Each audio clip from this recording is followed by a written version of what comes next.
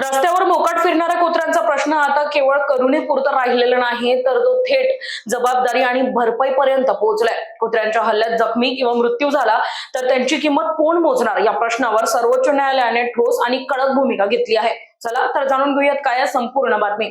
नमस्कार, मी सृष्टी यासाठी तुम्ही पाहताय न्यूज डॉट्स. भटक्या कुत्र्यांमुळे होणाऱ्या मृत्यू आणि जखमी प्रकरणांमध्ये विशेषतः लहान मुले आणि वृद्ध नागरिक बाधित झाल्यास राज्य सरकारांना मोठी भरपाई द्यावी लागेल, असा स्पष्ट आदेश सर्वोच्च न्यायालयाने दिला आहे. काही न करण्याची भूमिका राज्यांना परवडणारी नाही आणि निष्क्रियतेची जबाबदारी थेट सरकारवरच येईल, असा कठोर इशारा न्यायालयाने दिला आहे.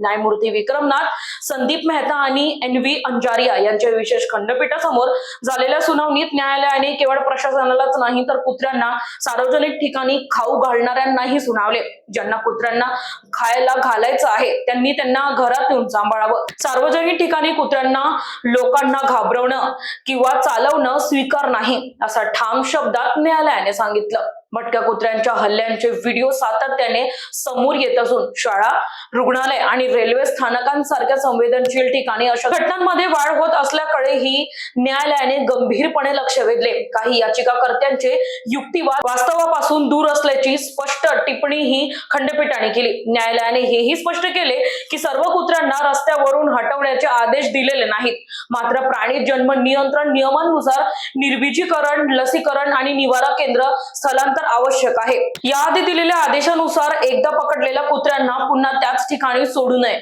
असे निर्देशही देण्यात आले आहेत. आता प्रश्न असा आहे, भटक्या कुत्र्यांच्या बाबतीत वास्तव आणि भावना यांचा समतोल साधत नागरिकांची सुरक्षितता प्रथम मानली जाईल का, की निष्काळजीपणाची किंमत पुन्हा निष्पाप लोकांनाच मोजावी लागणार आहे? तर आता यावर तुमचं काय मत आहे, आम्हाला कमेंटच्या माध्यमातून नक्कीच सांगा आणि पाहत रहा न्यूज डॉट्स.